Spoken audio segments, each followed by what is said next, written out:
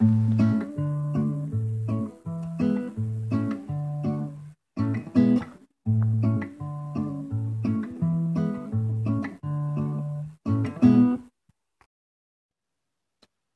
u zemlji čuda.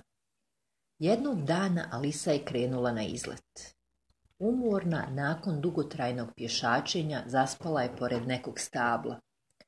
Iznenada Alisa ugleda zeca kako trči. Kako je lijepo odjeven, kao da ide na neko slavlje. Poći ću za njim. Pratila je zeca koji je stalno trčao, sve dok nije stigao do rupe u drvetu i ušao kroz nju. Alisa, ne razmišljajući puno, učini isto.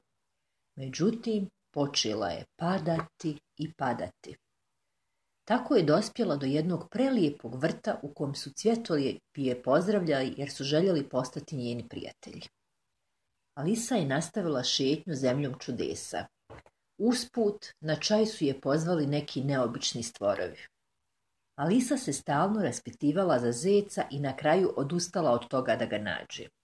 Međutim, iznenada opet ga je ugledala kako trči i ona potrča za njim.